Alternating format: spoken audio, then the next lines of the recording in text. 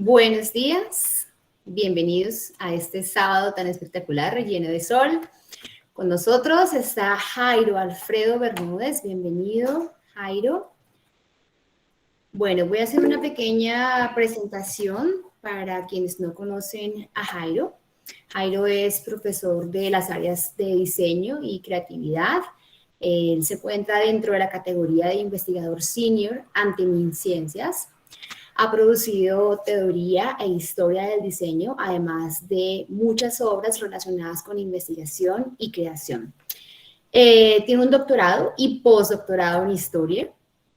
Y pues en este momento incluso está trabajando con grupos de investigación y semilleros de pregrado y los está preparando para la escritura de artículos científicos para ponencias y organizando eventos científicos e internacionales. ¿Qué más les puedo contar de Jairo, que tiene un repertorio súper largo, académico, es espectacular? Ha sido paraacadémico también del MEN desde 2006 y cuenta con una gran experiencia administrativa como vicerrector académico y director de los programas de artes y diseño. Bienvenido, Jairo. Bueno, decana, buenos días. Primero, muchas gracias por la invitación y muchas gracias a quienes hoy han estado aquí puntuales al inicio de la charla. Bueno, hoy, para el día de hoy, pues hemos preparado una charla que agradecemos a Uniciencias por habernos invitado. La charla trata sobre la gráfica y las personas inteligentes. Entonces, bueno, es un título un poco irónico, el cual iremos desarrollando y explicando, fundamentando y argumentando el por qué. Ahora, bueno, yo no sé si usted tiene alguna pregunta, alguna cuestión más que quiera indicar. No, Jairo, vamos a comenzar de una con esta super charla. Espero que la aprovechen un montón. Si tienen preguntas, pueden hacerlas a través del chat también. Pueden alzar la mano en el icono y se les puede otorgar también la palabra. O al final, también si tienen preguntas, las pueden plantear, observaciones y demás. Ok, yo sugeriría que las preguntas y comentarios vamos para el final, ¿listo? O sea, al final Listo, de las una. pasamos apuntadas, puede ser por el chat de la videollamada, las podemos ir consignando y al final damos espacio a ese foro. Listo, perfecto. Bueno. Bienvenido. Empecemos.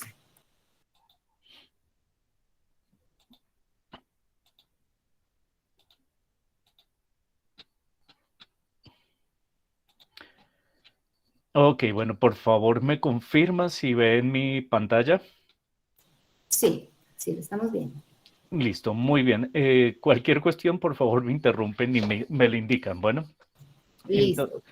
entonces, a ver, ¿de dónde sale esto de la gráfica y las personas inteligentes? Esto sale del mapa que estamos viendo al lado izquierdo, perdón, de la gráfica que estamos viendo al lado izquierdo, que fue tomada de un mapa presentado en 1822 por Francisco Antonio Sea al gobierno norteamericano, cuando querían que nos reconocieran como nación, como Gran Colombia.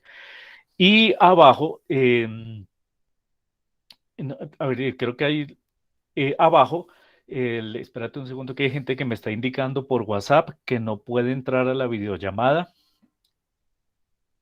y que si le pueden enviar el link. Creo que a algunos les... A ver, vamos a ponerles aquí que deben inscribirse.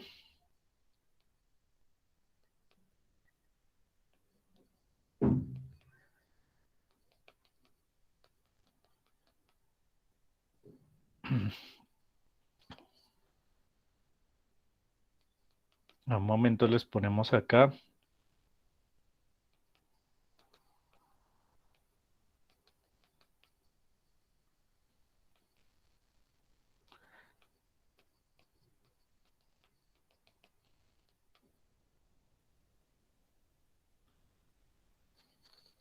Bueno, listo. Ya aquí hemos puesto los mensajes de rigor y volvemos a la introducción. Entonces, resulta que es una ironía de cómo la élite dirigente, desde los inicios de la fundamentación de la nación colombiana, pues ha tratado de instalar unas imágenes que corresponden a la abstracción de discursos políticos.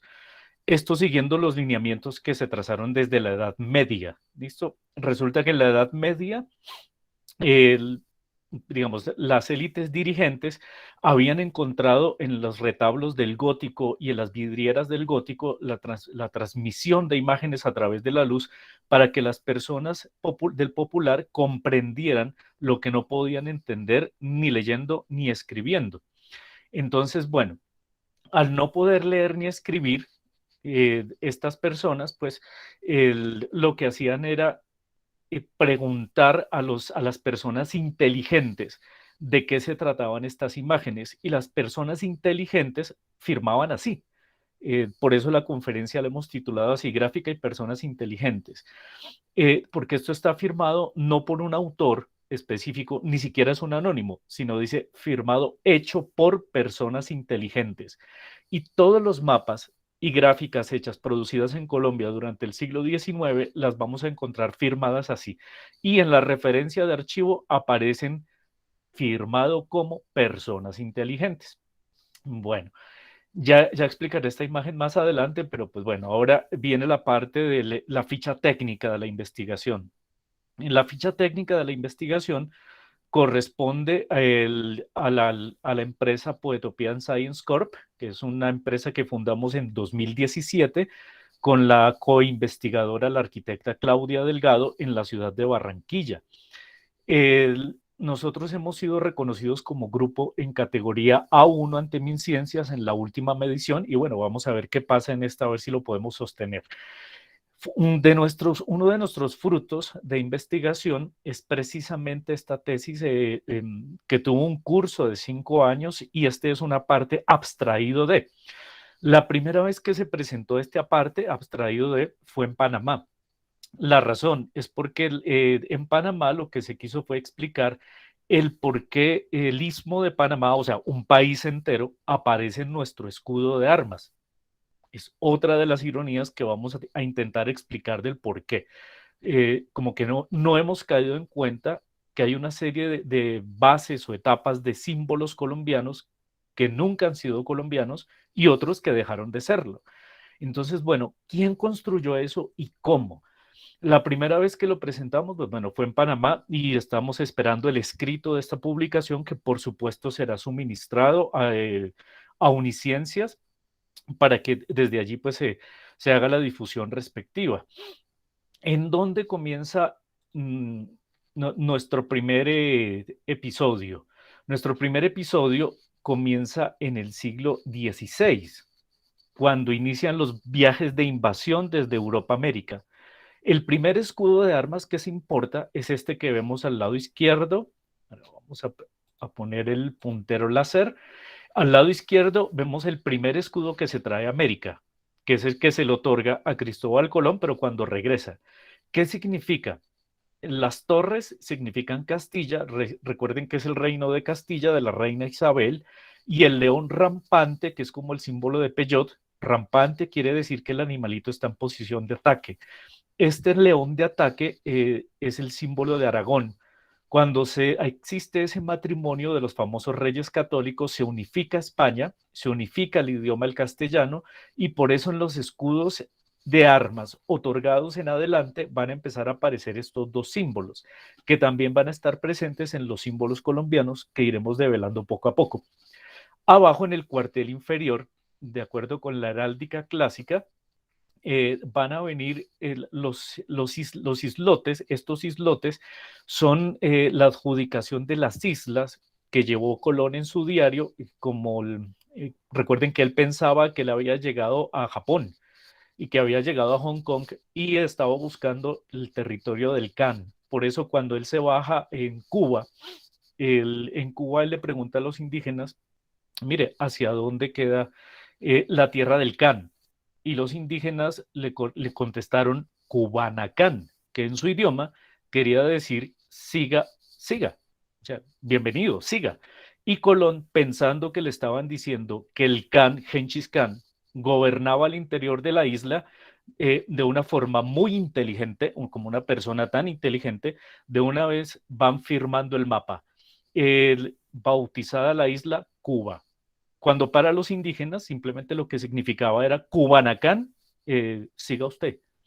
Y el tipo pensó que era que le estaban diciendo, en su pensamiento medieval del siglo XVI, todavía, aún cuando era Cristóbal Colón, todavía el tipo tan inteligente que dice, ah, no, es que debe ser que adentro está el Can y me están invitando a seguir y me están hablando en lo que ellos pensaban en ese momento era japonés. Bueno, las anclas que están en el escudo derecho, en el índigo, también en la heráldica clásica, quiere decir que pues son símbolos de la marina, ¿no? Este es del almirantazgo. El almirante tiene 5 anclas en su escudo de armas y bueno, el que vemos a la derecha es el primero que se otorga para un fulano oficial de nuestra historia colombiana. Es el escudo de don Gonzalo Jiménez de Quesada. Este es el boceto encontrado en el Archivo de Indias en Sevilla y fíjense que tiene el mismo león rampante, pero con una espada. La espada es un símbolo que en heráldica clásica va a significar libertad y va a significar valentía. Entonces, por esa razón, cuando veamos espadas en los escudos de armas, vamos a estar viendo libertad, valentía. Si está unido a un animal en posición de ataque, es decir, por ejemplo, al león rampante, pues usted une los dos significados. Significa que el tipo está apadrinado por Aragón, ¿de acuerdo? Aunque él venía de Granada, España, y por eso en el cuartel inferior está la entrada a Santa Fe de Granada, que es la ciudad española, la cual al señor Quesada se le hace sumamente parecida a la entrada a la sabana de Bogotá. Y obviamente vamos a encontrar los árboles que producen el fruto de la granada en su escudo de armas. Este símbolo luego va a pasar a ver, perdón, una acotación. Hay gente que me dice que el link no le permite inscribirse, que es, sí, hay gente que por WhatsApp me está poniendo que el link no le deja inscribirse, no sé. Qué raro, porque ya llevo acá, hay varias personas que se han inscrito, pero si quieres ya te envío el link internamente para que se lo puedas enviar, el de acceso. Sí, por favor. Bueno, continúo, qué pena la interrupción, pero preciso, la coinvestigadora está tratando también de unirse y me señala lo mismo. Bueno, este escudo que vemos acá, este fue otorgado en 1574 al señor Pedro de Heredia. El escudo, por supuesto, es una recreación en bronce que está en la plaza de Cartagena de Indias. Y para un segundo reenvío este link para que las personas se puedan conectar.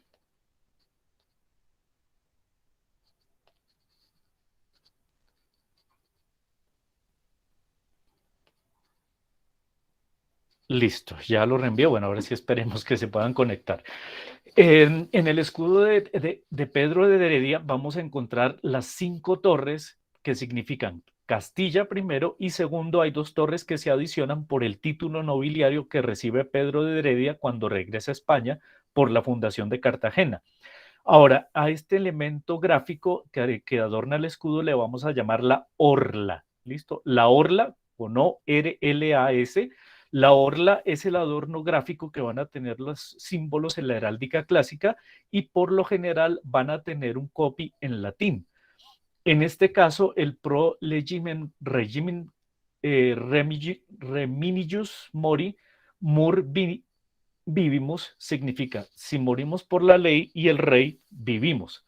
Algo así como denotar la lealtad al rey de España en esos momentos, pues que era a quien debían la fundación de las ciudades.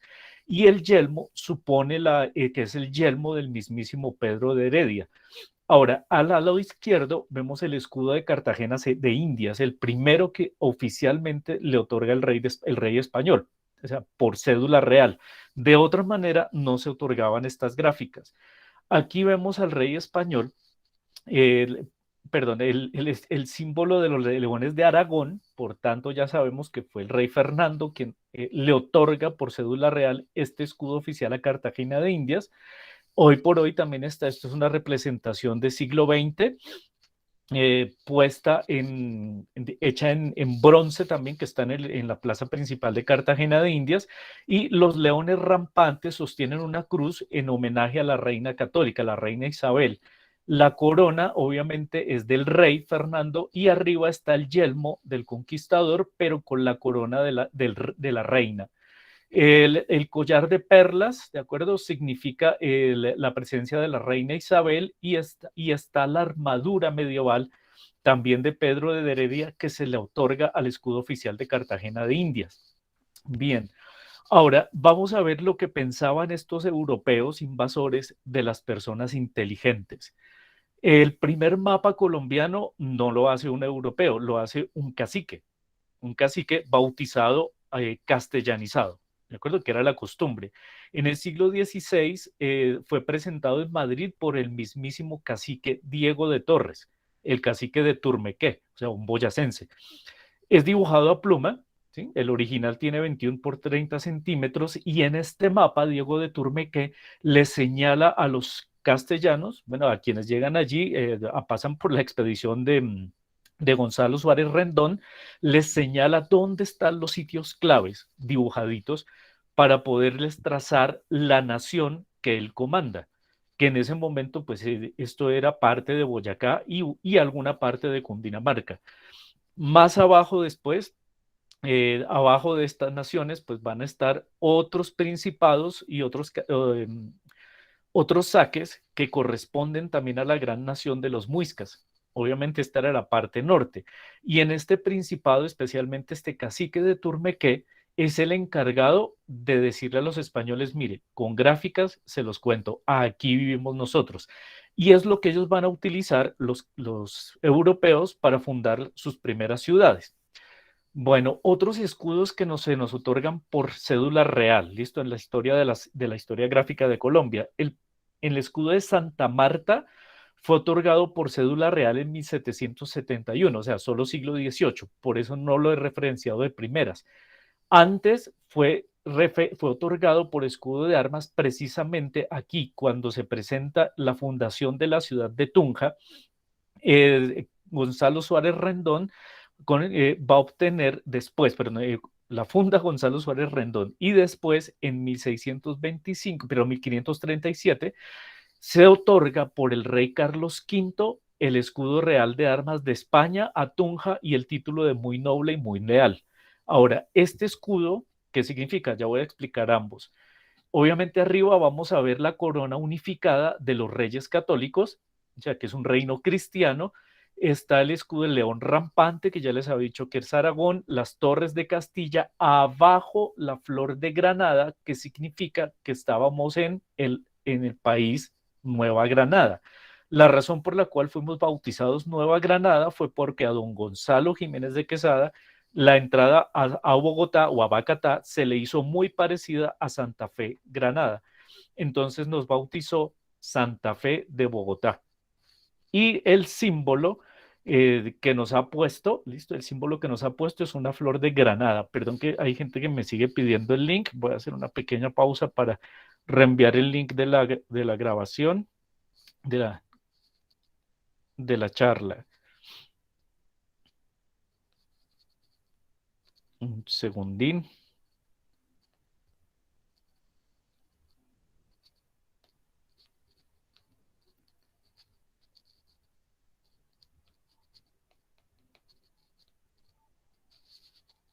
Bueno, listo, ya reenviado al otro grupo que lo estaba preguntando. Iba en la explicación de la flor de Granada. Nos llamamos Nueva Granada por una florecita que vemos aquí abajo en el escudo de armas español, que es otorgado porque recuerden que en esa época éramos España. Entonces, Nueva Granada es un homenaje a don Gonzalo, pero resulta que estas flores no crecen aquí, crecen en Europa. Otro de los símbolos curiosos que tiene este escudo es el corderito que cuelga abajo del escudo de armas español. Y el águila bicéfala no nos la adjudican a nosotros directamente, sino al rey, que era Carlos V, pero que fue nombrado, Carlos I, perdón, rey de España, que fue nombrado Carlos V en Alemania. Al ser nombrado rey Carlos V en Alemania, le adjudican a los escudos españoles el águila bicéfala, listo, que es el otro animal que siempre va a aparecer en posición de ataque, rampante, con las garras desplegadas, y esto significa que es el rey, pues era el rey de Alemania también. Bueno, ya eso es una tela de otro costal que podríamos explicar en otro tipo de charla. Por ahora volvamos a lo gráfico. Ahora, ¿desde cuándo estos escudos hacen presencia en Nueva Granada? Obviamente desde el siglo XVI, y el de Santa Marta, que fue otorgado en 1771, lo que significa es la Inmaculada Concepción, ¿no? Supuestamente, pues uno diría que es Santa Marta, pero es la Virgen. O sea, algunos dicen que es la Santa, pero realmente en el archivo está es como la Virgen. El momento de la Inmaculada Concepción, que es cuando a la Virgen María se le anuncia que va a traer al Hijo de Dios. En la parte de abajo, el escudo de Santa Marta tiene un torreón, perdón, que se presume es símbolo castellano, y un sol que indica el horizonte, que era normal también en los escudos españoles de la época antigua. La canoa con remos no se sabe con exactitud qué significa, pero lo que sí parece que podría significar es que es un símbolo sobre el Mar Caribe, el dominio del Mar Caribe que tiene la primera ciudad de América Latina, o sea, que fue Santa Marta, entre otras cosas, supone la fundación de la ciudad más antigua. Pero es un escudo que no tiene mucho por corroborar en archivo. Así que el gobierno del departamento del Magdalena en el año de 1951 resuelve recuperar este escudo porque se había perdido, y lo hacen oficial desde 1951 como un recuerdo de la fundación de Santa Marta. Sin embargo, digamos que por términos de contemporaneidad deberían ambos estar señalados por la misma época. ¿Cuál es el quid? Que el de la izquierda, el de Santa Marta, no le tenemos la referencia exacta en archivo. El de la derecha sí. Está toda la referencia en el archivo, y también está el estudio historiográfico aportado por Javier Ocampo López en los años 80. Bueno, aquí vemos esta fotografía, que esta sí es tomada en Toledo, en España. Aquí ven el escudo tal cual, o sea, el escudo español del rey Carlos V, que se encuentra en edificios importantes españoles también, que son remodelados en el siglo XVI y que van a trasladarse a América tal cual, especialmente a las ciudades que reciben el título nobiliario de muy noble y muy leal. Bogotá lo recibió un año después. Bueno, otra curiosidad de la gráfica, es incluso esa sí es tomada de nuestro Caribe colombiano. Nuestro Caribe colombiano vamos a encontrar esta gráfica, este símbolo que es el de la Santa Inquisición. El original obviamente es el que está al lado derecho, ¿de acuerdo? Es el impreso del lado derecho.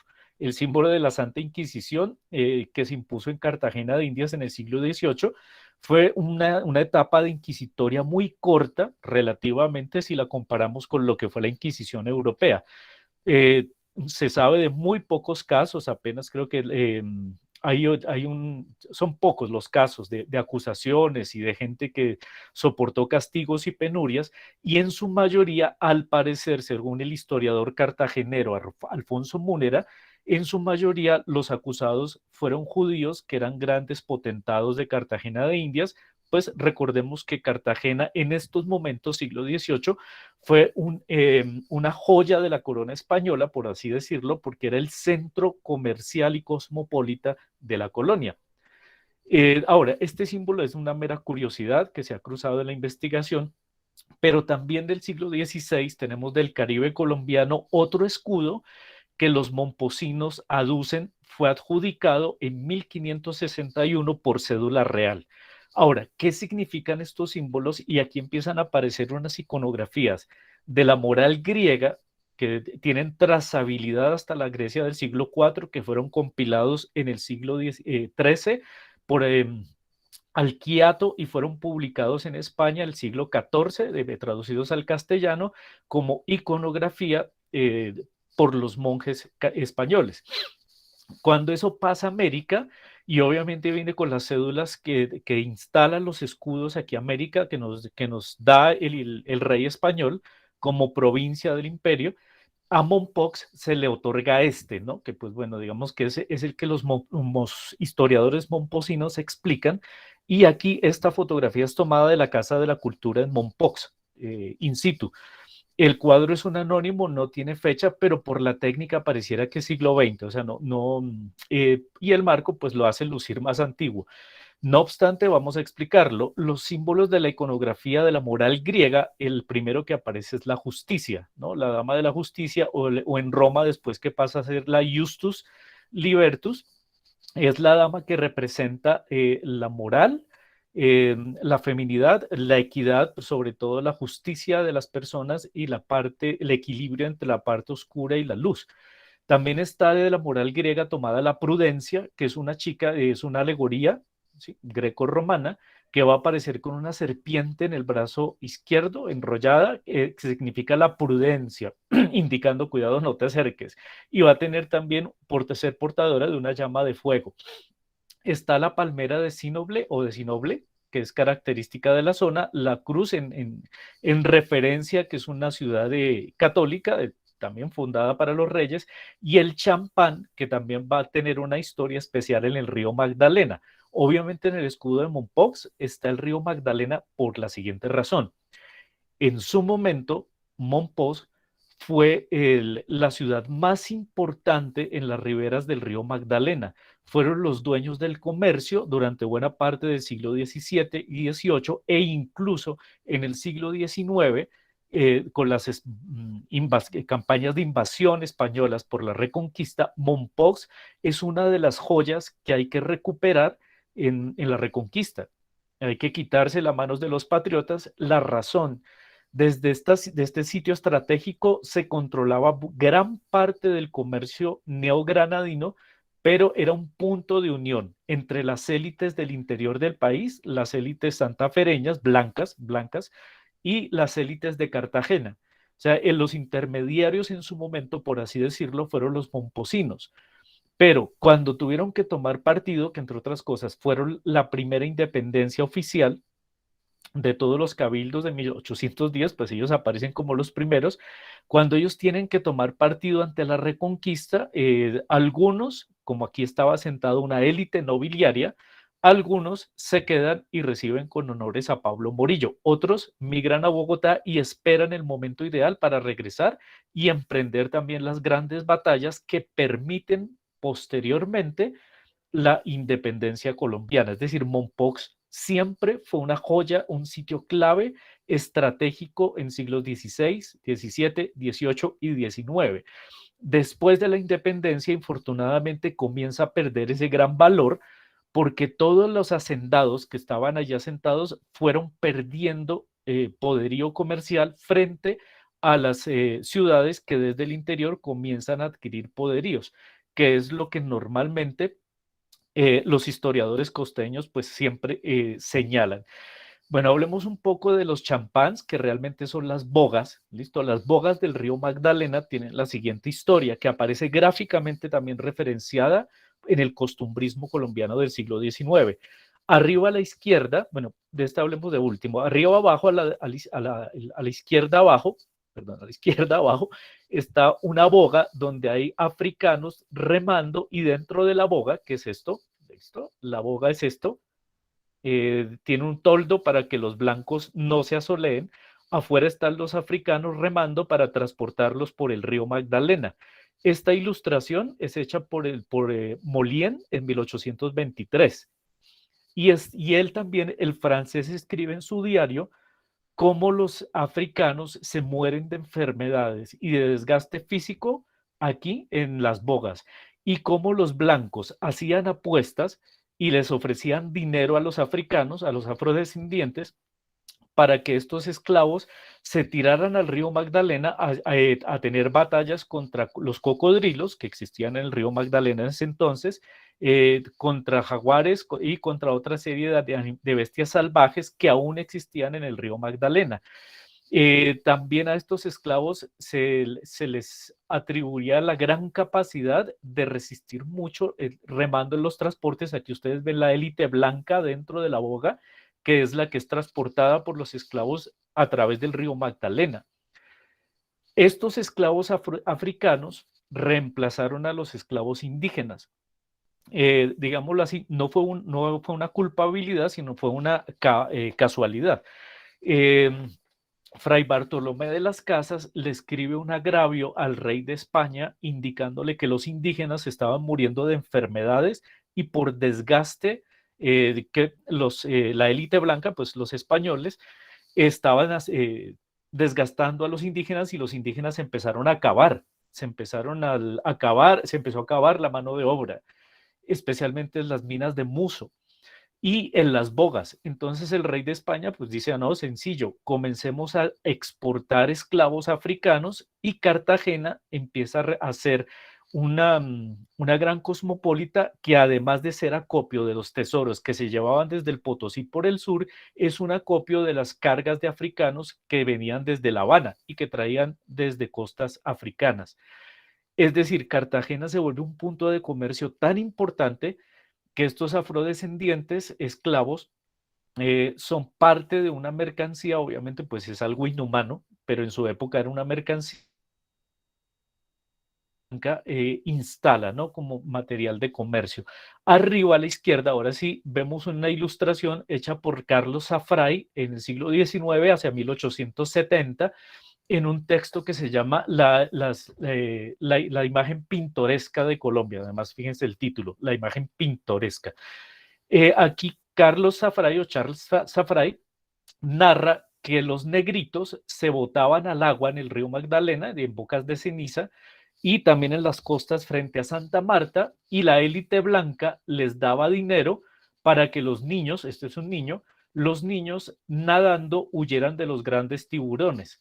Que el espectáculo para los blancos era ver cómo los negritos se botaban al agua a escapar de las fauces de los tiburones y que así los niños recogían algunas monedas. Eso narrado por viajeros extranjeros. La lista de cuanto a eso es larguísima, pero volvamos a la gráfica. El escudo que trae España, el original, digamos el clásico español, antes de todo esto de los cuarteles y las heráldicas, es el que está, al que se le agrega por orden de Felipe I, se le agregan las columnas de Hércules, que son estas dos de acá, significan el este y el oeste. Las columnas de Hércules están supuestamente puestas donde acaba el Mediterráneo y comienza el Atlántico, ¿no? Aquí en el paso bueno, ahora se me fue donde se pasa Marruecos. Gibraltar.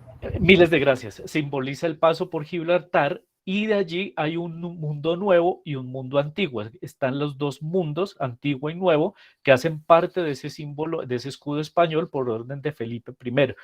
Perdón, es Felipe II. Y encima está la corona unificada de los reyes católicos. El plus ultra significa más allá. O sea, esto es el Atlántico, ¿no? Es como el escudo del gran imperio español, que también lo vamos a ver hecho al temple en la medalla de Isabel la Católica que le impone a Pablo Morillo cuando llega. Cuando llega Pablo Morillo, el mariscal, llega con la Reconquista, trae esta medalla y esta medalla como tal, que está exhibida en el Museo Nacional en Bogotá, es pintada por el pintor neogranadino Pedro José Figueroa cuando pinta Pablo Morillo con su uniforme. Este escudo que vemos acá está fotografiado del Ayuntamiento de Cádiz, en España. Se presume que es del siglo XVII o XVI, no tiene fecha. El símbolo que sí no sabemos de qué se trata porque no está la trazabilidad en archivo es el céfiro que está debajo. Supone un posible ser de los vientos o un céfiro como aparece en símbolos grecorromanos. Bien, ahora el escudo de España se va a instalar en la cerámica andaluza que se exporta desde Europa hasta las colonias americanas.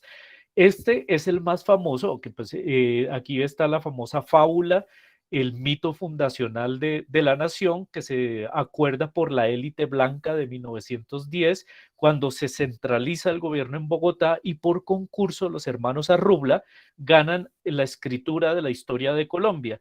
Y allí es donde ya se cimenta oficialmente este mito fundacional que todo se le atribuye o se le aduce a un supuesto florero, ¿no? Que realmente la trazabilidad del florero no nos da hacia 1810, el florero es anterior, es del siglo XVII o XVIII, pero tiene el símbolo de España. Lo que pasa es que durante mucho tiempo, en el siglo XX, en el Museo del 20 de Julio en Bogotá, esta pieza estaba exhibida como la pieza original del mito fundacional, cuando supuestamente Llorente le dice que es un supuesto chapetón malvado, así como lo retratan Caldas y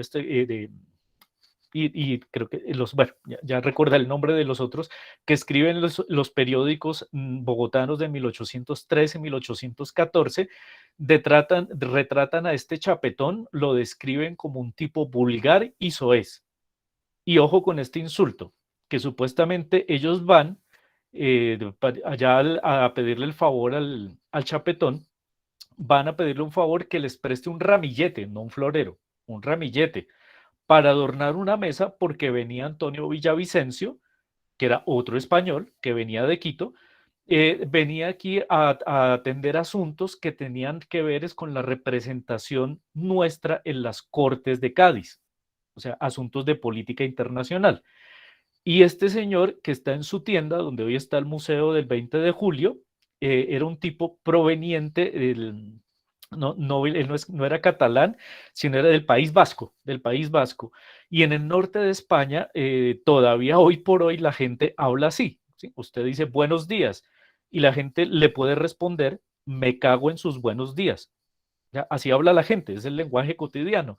Y este español, cuando entran ellos y le dicen, mire, buenos días, venimos a pedirle prestado un ramillete, el señor, en su manera de contestar del lenguaje vasco, les responde, me cago en su ramillete. Entonces ellos le dicen, mire, es que es para, bueno, eso está descrito, es por los padres de la patria, ¿no? No sabemos si fue así o no.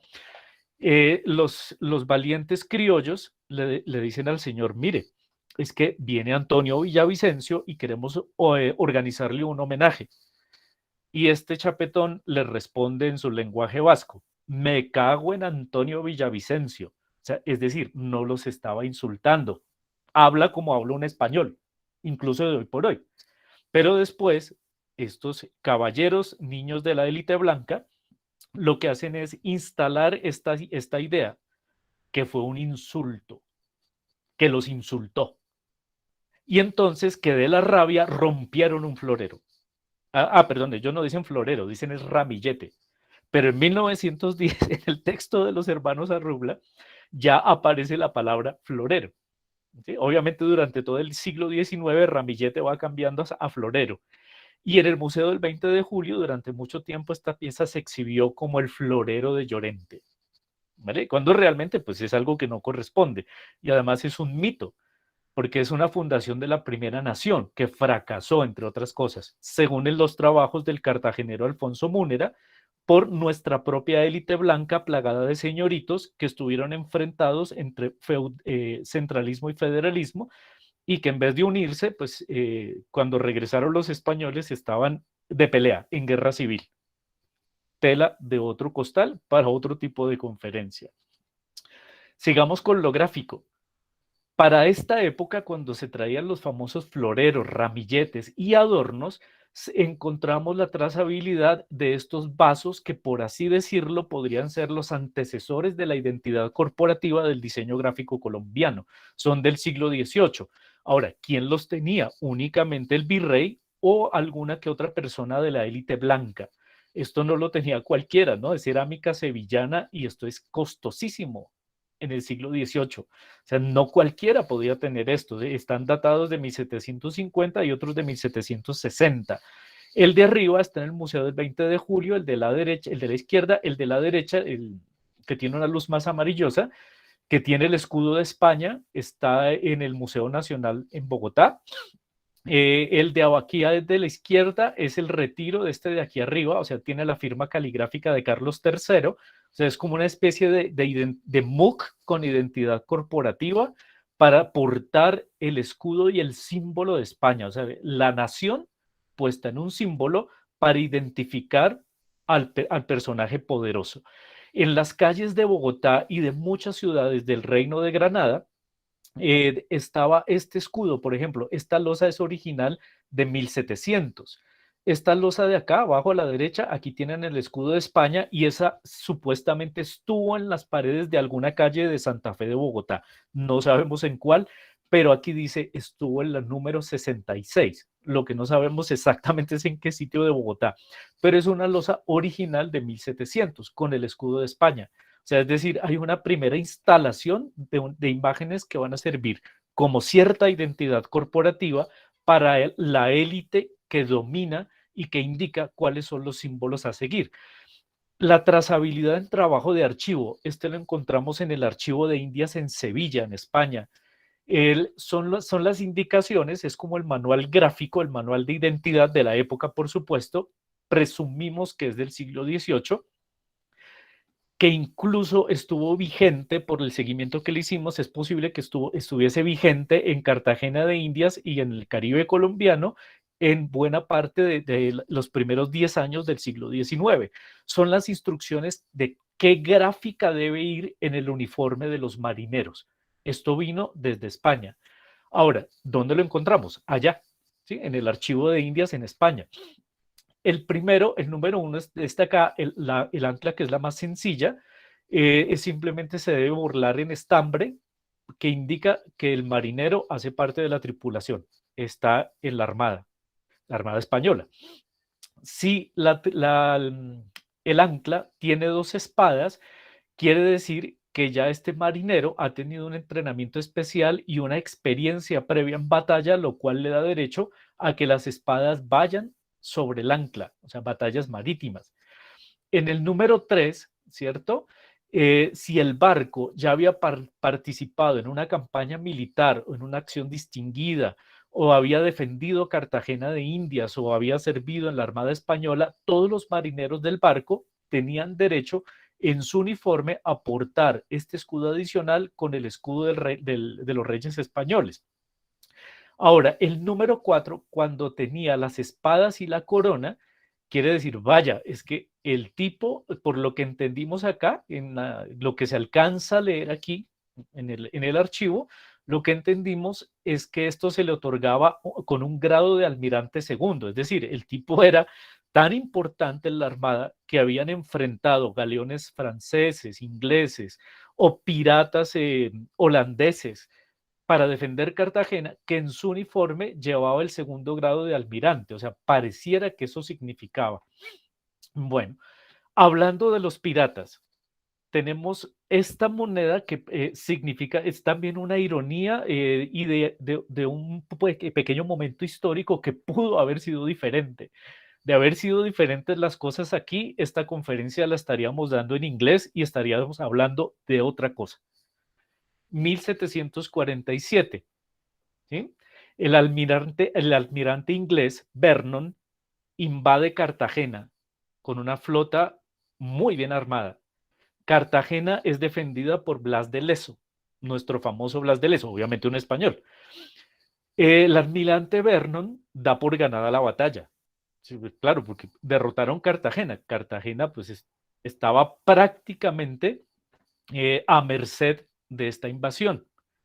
Entonces, como Cartagena es vencida, el almirante Vernon, antes de tomar la ciudad, porque los vence desde el mar, pero antes de tomar la ciudad, o sea, los obliga ya a agruparse adentro, envía el mensaje a Inglaterra informando que ganaron, que en adelante Cartagena pasó a manos de los ingleses y que de ahí para abajo, facilito, Nueva Granada, o sea, nosotros pasaríamos fácilmente a manos del imperio inglés.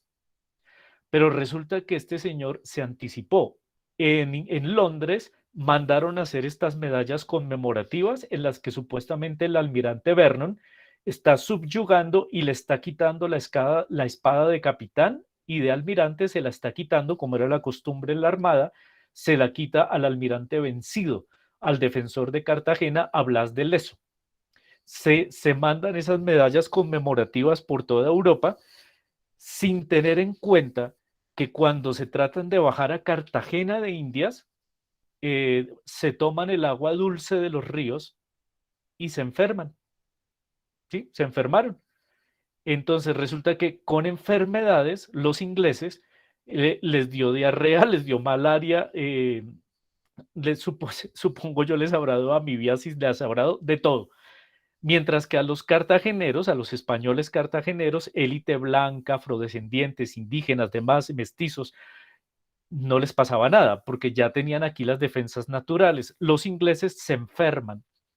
Entonces, se enferman a tal punto que ya la infantería fracasa cuando tratan de tomar Cartagena, cuando tratan de cruzar los manglares, beben el agua y hasta ahí llegó el amigo. Chao, chao.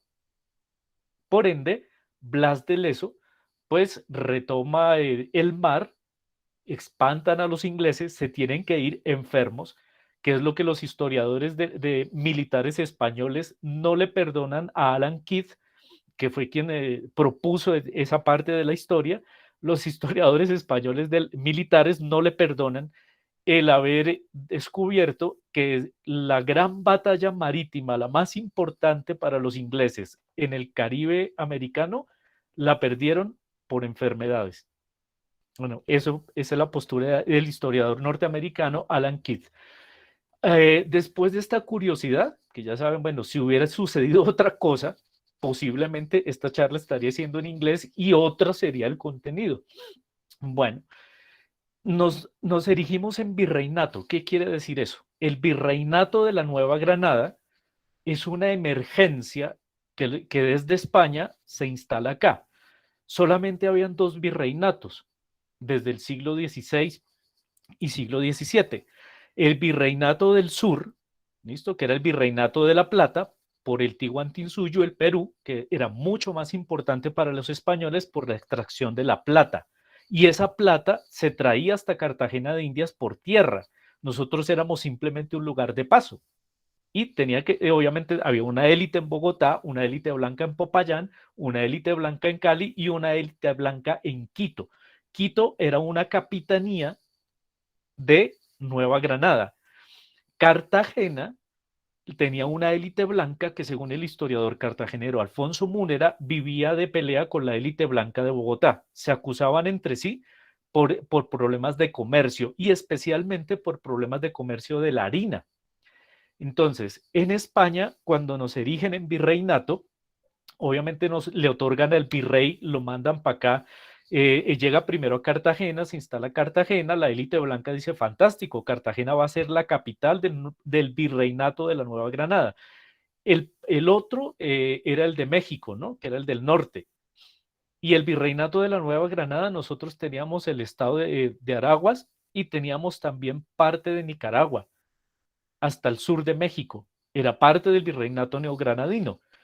Todo eso era un sitio de paso para que, pues obviamente, en estos momentos cuando los reyes españoles dicen, ¿cómo defendemos esto? Pues convirtámoslo en un tercer virreinato.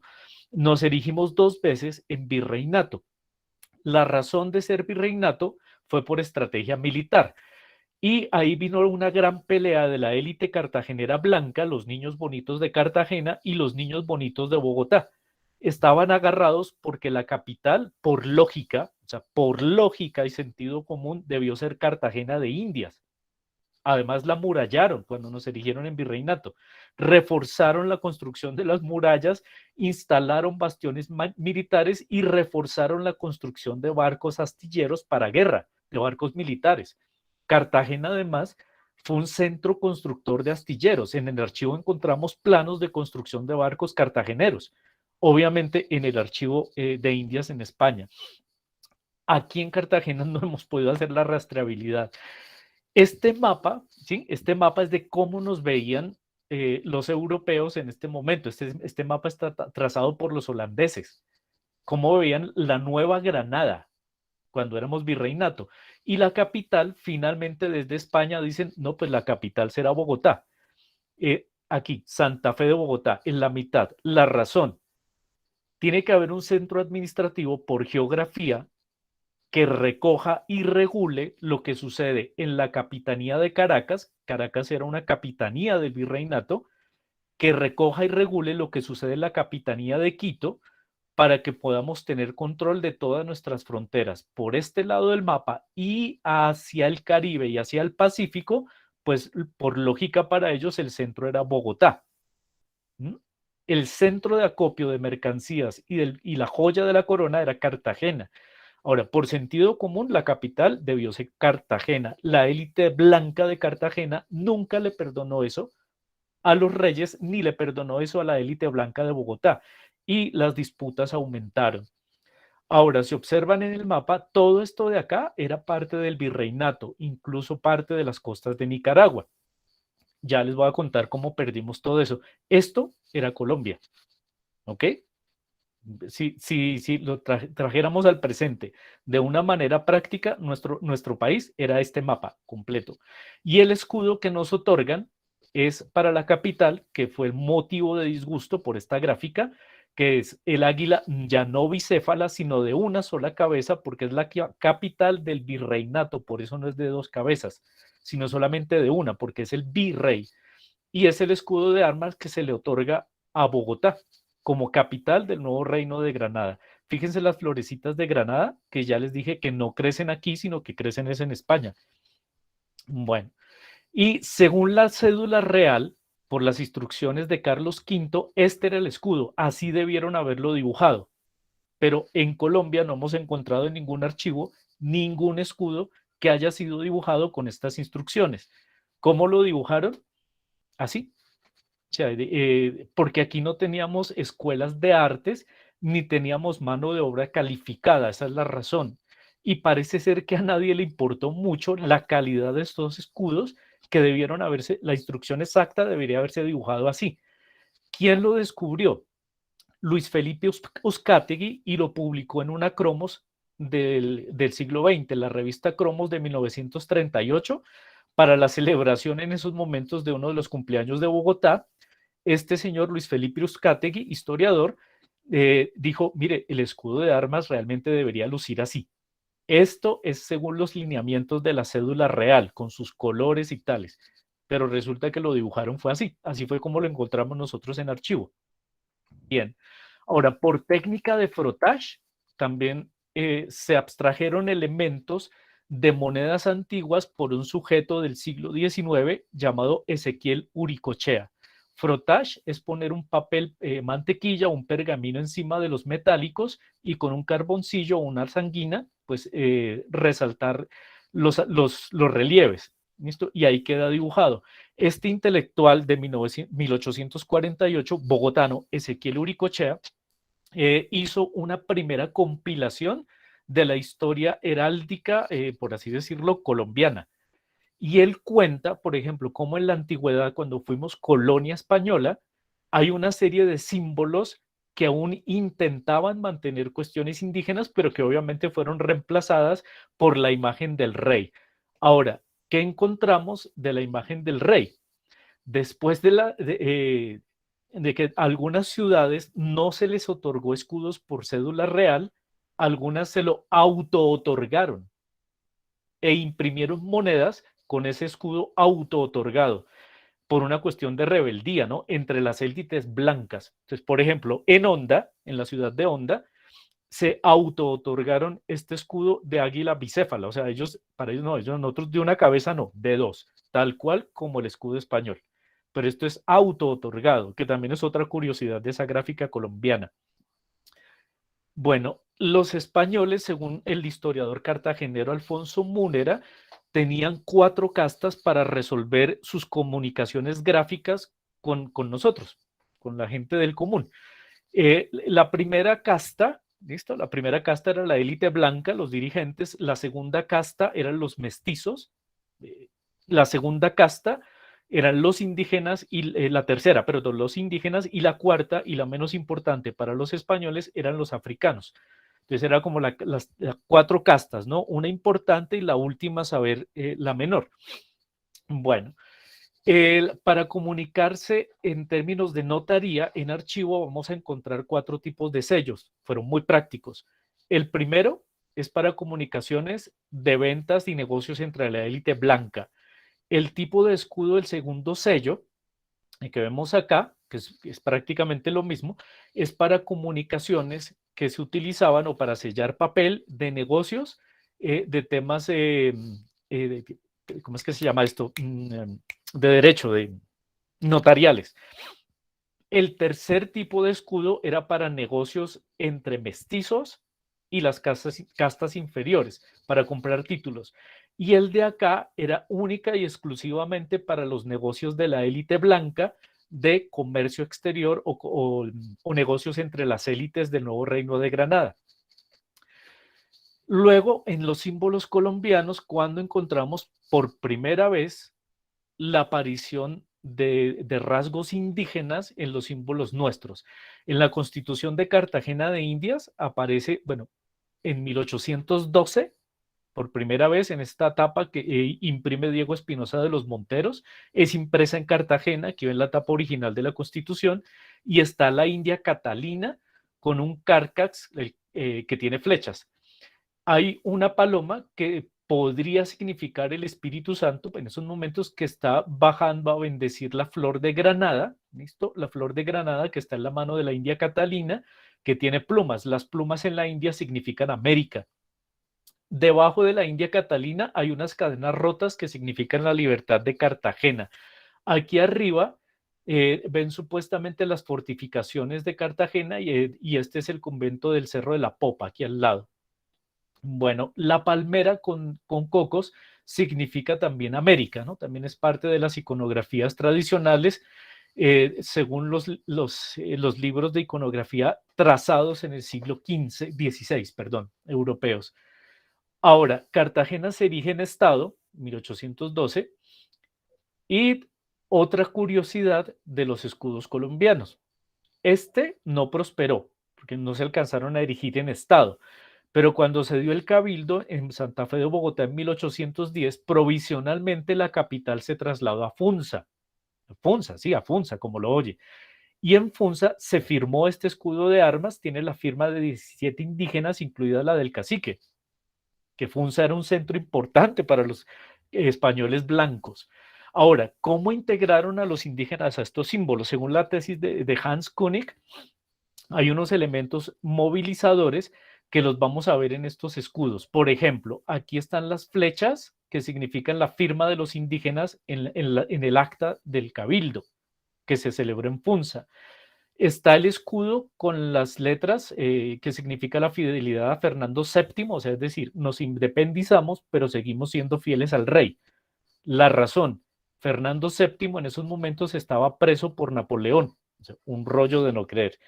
Entonces decimos, sí, está bien, somos independientes, pero somos fieles al rey de España. ¿Por qué razón? Porque está preso. Napoleón lo tiene preso, así que aprovechamos el desorden. Y otro símbolo es el yelmo de don Gonzalo Jiménez de Quesada, que va a estar en este escudo de la independencia de Bogotá, que estaba en esos momentos, o duró hasta el siglo XX, buena parte del siglo XX, en los fondos del Museo Nacional de Bogotá, en Colombia. En la horda escribieron fidelidad, justicia y concordia, que también es otra de las frases o copies comunes en estos escudos. La corona, ya saben que es la fidelidad al rey. Está la espada, que significa la valentía y el honor. Los trigos y las flores significan la agricultura, la concordia. Las palmas significan el honor. Y las hojas de olivo significan la paz. O sea, en los olivos, las palmas y este tipo de símbolos que están en esta escudería corresponden también a símbolos de logias masónicas de la época. Recordemos que en la época los masones tuvieron una gran injerencia como ideología en toda la política de las revoluciones en América Latina. Y obviamente aquí hay una evidencia gráfica de ello. Los antioqueños, cuando montan su revolución en 1812, constituyen el estado de Antioquia, idean esta gráfica que no sabemos con exactitud qué significa, pero en los cuarteles superiores tenemos un cisne sobre un árbol está un torreón que asumimos podría ser las torres de Castilla. Aquí no sabemos si es un león rampante, pues, por Aragón. Los brazos cruzados, que no sabemos si tiene que ver es con el símbolo de los agustinos o si es algo propio de los antioqueños. Y están los símbolos de las provincias más importantes de Antioquia en esos momentos, ¿no? Río Negro, etcétera. Las palmas abajo, que también son posiblemente adendas masónicas que significan el honor. Bueno, otro símbolo curioso que encontramos en nuestra investigación es el que se le otorga a Barranquilla ya en 1813. Se le otorgan también cuando se erige como tal a cuenta de Manuel Rodríguez Torres desde Cartagena. Les dicen, mire, ustedes los barranquilleros son tan valiosos y participaron en las batallas marítimas claves para recuperar el paso hacia el mar Caribe, que pues les vamos a otorgar un escudo de armas. Y además los erigimos en ciudad, casi nada. O sea, pasan a ser ciudad. Entonces, por eso es que en Barranquilla en 1913, 2013 celebraron el bicentenario de ya una ascensión a la categoría de ciudad por un tema de geopolítica. Y aquí va a aparecer un elemento clave en lo que debería ser la bandera de Colombia. Se llama la bandera cuadrilonga. Está el río Magdalena, están las bogas y están los cañones que defendieron Barranquilla. Bueno, en 1813, aunque la moneda que logré fotografiar es de 1820, pero el edicto es de 1813, Antonio Nariño en Bogotá saca un decreto y dice, mire, vamos a reemplazar la imagen del rey español por la imagen del cacique Calarcá. ¿Por qué? Porque el discurso de la élite para que los indígenas se metieran al ejército era vengar a la nación indígena, que los españoles, que eran los papás de todos los señoritos aquí de Bogotá y de Cartagena, de Popayán, demás, que eran hijos de papá y mamá españoles, o sea, eran españoles, se inventaron el discurso de recuperar la América India y además llevan a las monedas y a los símbolos las imágenes indígenas para decirle a los indígenas, tranquilos, ustedes son parte del discurso nacional. Se llevan los símbolos indígenas a las monedas, pero realmente es la élite blanca española, son los mismos españoles los que están protagonizando todos estos discursos. Ahora, ¿qué entienden las personas comunes? Dicen, pues, bueno, para ellos les daba igual. Incluso los viajeros franceses que visitan Colombia y los ingleses que visitan Colombia después de 1820 lo ponen así en sus diarios de campo. Dicen, oiga, los indígenas ni siquiera entienden qué es eso de la independencia. No lo entienden, no saben qué es. Y algunos incluso dicen que estaban mejor antes con los españoles, que sigue siendo el mismo perro, pero con otro collar. Bueno, y en las monedas lo que sí se mantiene es la flor de Granada desde 1813. La India pasa a ser el símbolo de la libertad. Ahora, pintada por Pedro José Figueroa, curioso, ¿no? Una India blanca, curioso. Cuando Figueroa, que sabemos que era de los pintores que solía hacer pentimentos, o sea, estaba haciendo retratos de una cosa y terminaba haciendo retratos de otra. Lo curioso es que la India es de tez blanca, ¿no? Pero bueno, Pedro José Figueroa se la pinta en 1819 y se la regala a Bolívar. Le dicen, mire, ahí está la libertad. Se le atribuye a Pedro José Figueroa, pero pues normalmente se encuentra como anónimo.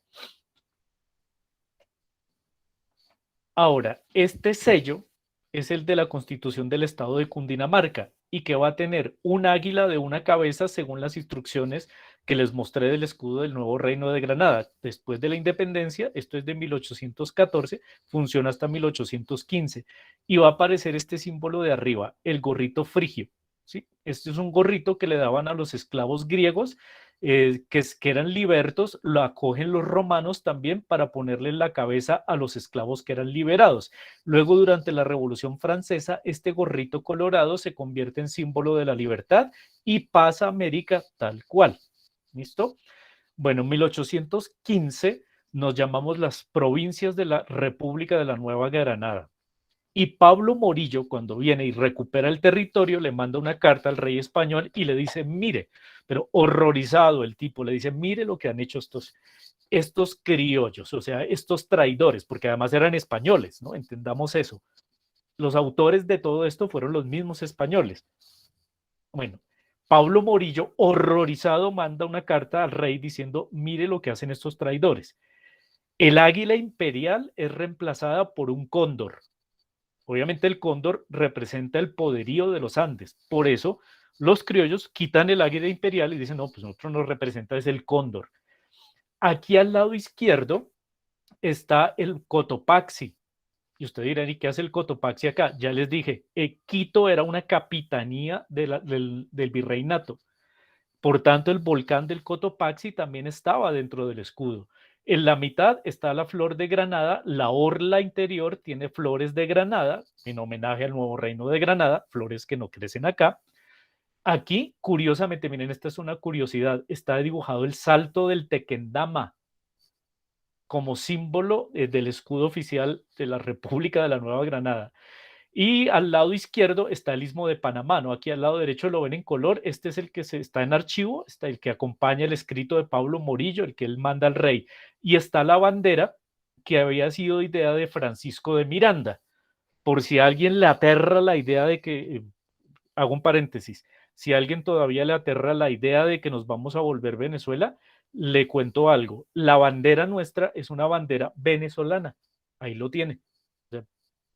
Cierro el paréntesis.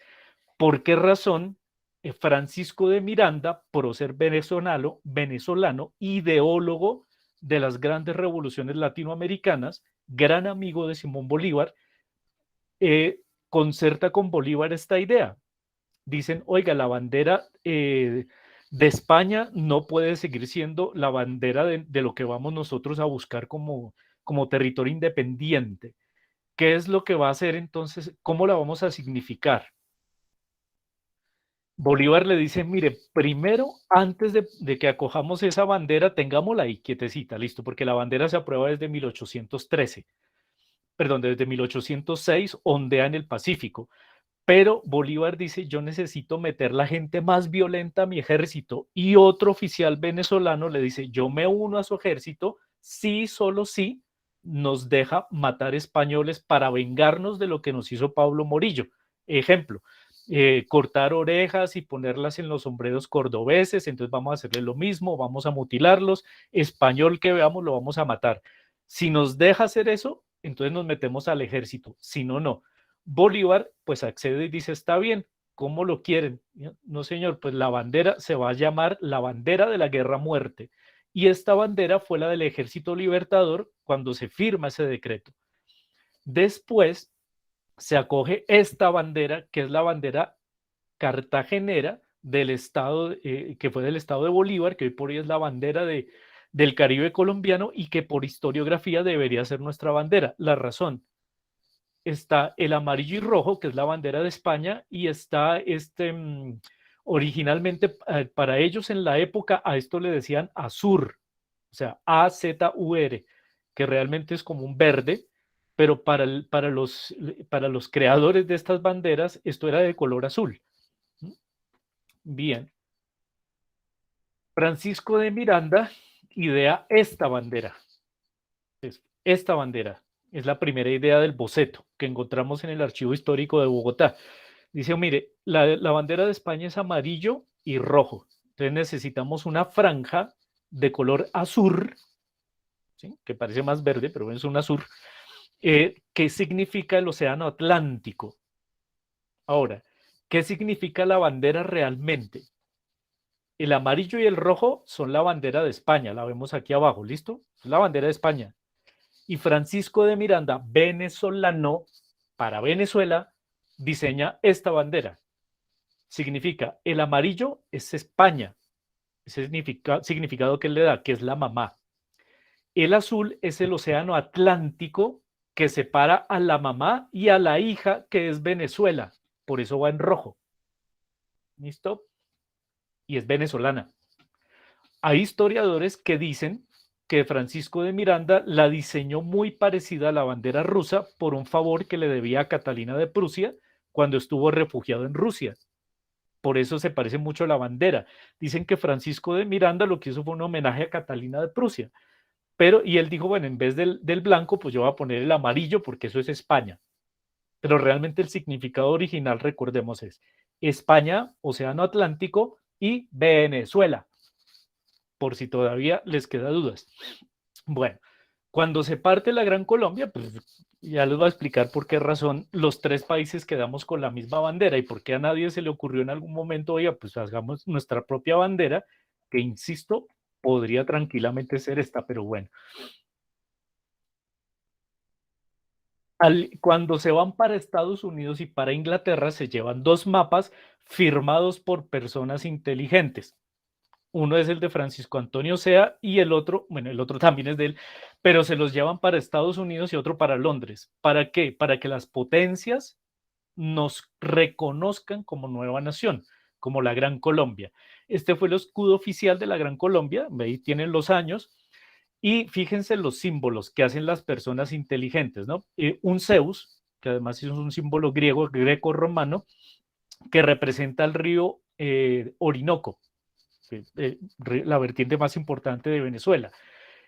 Una Venus que representa el río Magdalena y en los piecitos aquí hay una múcura que dice Magdalena, aquí dice Orinoco, Zeus y Venus, no, qué chévere, ¿no? Las tres estrellas significan Venezuela, Nueva Granada y Quito.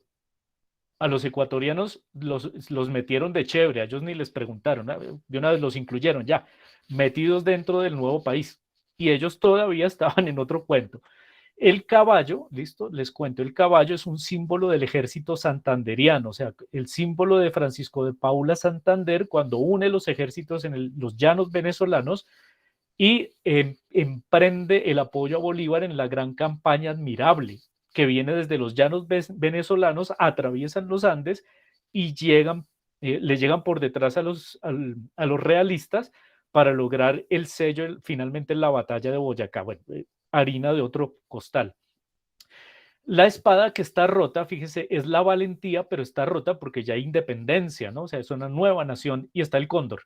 Fíjense, el cóndor dibujado por personas inteligentes. Además que no corresponde, tiene varios errores de heráldica, parece más un águila, pero supuestamente un cóndor. Y fíjense aquí dibujado en el mapa, eso sí es tomado del mapa de la Gran Colombia que se lleva a Estados Unidos con el Cotopaxi detrás, el cóndor aquí acompañando a Zeus y a Venus, que son los símbolos colombianos de entonces. Luego, este es el símbolo que Francisco de Paula Santander emite para que sea el símbolo de Cundinamarca, lo que hoy llamamos Colombia, o sea, sería como el país, él lo llamó Cundinamarca. Y este fue el escudo de armas. A la derecha vemos el escudo de armas de la Gran Colombia que pactan con Bolívar. Santander cede y listo, esta es una idea bolivariana. ¿Qué significa el escudo de la Gran Colombia? Fíjese, es un carcas que tiene la flecha y la lanza de la libertad, pero esto es árabe. Tiene los arco y flechas indígenas y tiene las cornucopias de la abundancia, que en trazabilidad encontramos que esto es un símbolo árabe. Las dos copas las cornucopias de la abundancia, perdón, es un símbolo árabe que viene desde los mundos antiguos, incluso tiene trazabilidad en Persia.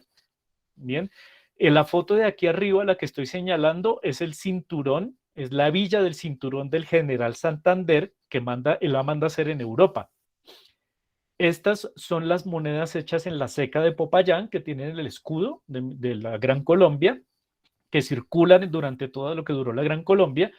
Lo de aquí abajo es la guadalpra, es decir, es el protector de jinete que perteneció al caballo del general Santander, o sea, está bordado, incluso bordado en técnica de la minilla de oro, es bordado, y era para el caballo del general Santander. Y Bolívar, ni corto ni perezoso, manda hacer en Europa toda una vajilla estampada o pintada a mano en esos momentos con el escudo de la Gran Colombia. Esta vajilla bolivariana está en la Quinta de Bolívar en Bogotá. La moneda está en el Museo de la Moneda. La villa del General Santander está en el Museo Militar de Bogotá y la Guadalpara está en el Museo Nacional de Colombia. Este tesoro que les estoy mostrando, está en la Casa de la Cultura en Mompox. ¿Sí? Es la espada que perteneció a José María Gutiérrez, general, uno de los héroes de la actividad independentista momposina. Tiene también el escudo de la Gran Colombia tallado en el mango de la espada. ¿sí? O sea, es decir, no fue algo menor ese escudo, fue todo un trabajo de identidad corporativa y representación de la nación que simbolizó Gran Colombia. ¿Cuándo se acaba eso? Bueno, la primero que hay que señalar es que en 1828, después del atentado contra Bolívar, Bolívar prohíbe varias cosas, prohíbe la masonería, entonces se acaban los símbolos masones. Bolívar además hace reformas en educación para que las nuevas juventudes no sean tan tercas, según él, no vayan a cometer nuevamente esos delitos. Y otra cosa que hace Bolívar, dice, definitivamente nosotros pues tenemos que cambiar. Entonces, se quitan la imagen de los indígenas de las monedas y se agrega la imagen de la Merian, aunque esto parece ser más santanderiano que bolivariano, pero se agrega la imagen de la Merian, que es la Mariana de la Libertad francesa. Sí, los franceses, claro, porque supuestamente es la cuna de las revoluciones de todo el siglo XIX, la cuna fue la Revolución Francesa. Todas esas ideologías de la Ilustración francesa son las que terminan redundando en las independencias latinoamericanas. Entonces, aquí no fuimos la excepción. Y 1828 se cambian los indios, o sea, es decir, las promesas que se habían hecho de rescatar el territorio para los indígenas se olvidaron. Nos volvimos franceses. La élite blanca decidió que éramos franceses y los símbolos comienzan a representar eso. Hasta que en 1923, ¿sí?, el Banco de la República acoge a la Mariana de la Libertad, que es una chica greco-romana francesa, ni siquiera colombiana, se acoge como símbolo oficial del Banco de la República de Colombia. Entonces, vamos comprendiendo también estas fabricaciones de la élite y ahora vamos a mirar qué fue lo que pasó con el territorio. Si esta era la Gran Colombia, todo esto era nuestro país, ustedes dirán, ¿qué pasó? ¿Listo? Fíjense, quiero que vean hasta acá. ¿Listo? Todo esto, que incluso abarca más territorio que el de Panamá, era parte de nuestro país. Hasta aquí teníamos una parte de las Guyanas que se negociaron, una con Holanda, otra con Inglaterra y otra con Francia, para que nos reconocieran como nación. Por eso existe una Guyana francesa, una inglesa y una Guyana holandesa. Las fronteras con el Brasil también se fueron perdiendo, con el Reino del Perú también se fueron perdiendo, y los ecuatorianos, que estaban bravísimos, o los quiteños, estaban bravísimos, se unieron con la Capitanía de Venezuela para protagonizar la separación de Gran Colombia. 1830 muere Bolívar y obviamente las élites aquí en Caracas y las élites en Quito presionan y se acaba la Gran Colombia. Se disuelve el territorio y queda supuestamente esto, ¿no? O sea, bueno, aunque esto del Amazonas todavía no está allí. Ya el territorio, pues dicen, bueno, ¿qué hacemos? Volvamos a poner a Santander, que estaba exiliado en Estados Unidos, se lo traen de presidente y Santander viene y lo primero que hace es volver a traer los símbolos que conocía él dentro de su formación masónica. Por ejemplo, este pocillo es de los que manda hacer el general Santander, ya siendo presidente. Tiene la abstracción, esta es la abstracción caligráfica de la letra inicial de su apellido, pero que tiene también supuestamente la abstracción del compás de los masones y aquí también está la escuadra, ¿no? O sea, se supone que esto tiene connotaciones masónicas y son diseñados en Europa por encargo de nuestra élite. También manda hacer su vajilla personal con el escudo de Colombia, que ya les vamos a explicar de dónde sale y vamos a ir finalizando, y el escudo de Cundinamarca, que pasa a ser el escudo de Bogotá. Bueno, lo que hacen en el Congreso, ¿cierto? Siendo presidente Santander, es tener intensos debates, porque desde 1819, provisionalmente, y así lo dice la Constitución Política de Colombia de 1819, dice, provisionalmente el escudo de armas será el de Venezuela. ¿Ok? Y ese provisionalmente se quedó así en todas las constituciones, en todas, durante todo el siglo XIX. Entonces, en los grandes debates del Congreso no se agarraron por la bandera, no les importó. Los grandes debates fueron por el símbolo de la mitad. El caballo significaba, era los ejércitos que se formaron en Venezuela. Y dijeron, oiga, pero no podemos seguir manteniendo en nuestro escudo un símbolo de los llanos venezolanos, de los lanceros venezolanos que participaron en las batallas de Partano de Vargas, batalla de Boyacá, etcétera. Vamos a quitarlos de ahí, no podemos seguir poniendo eso. Pero ¿qué sí podemos poner? Vamos a encargar al señor Pío Domínguez, que era uno de los políticos de la élite y además dibujante, que es el que firma este dibujo. Pío Domínguez dibuja el encargo por el que se ponen de acuerdo. Bueno, ¿de qué se trata?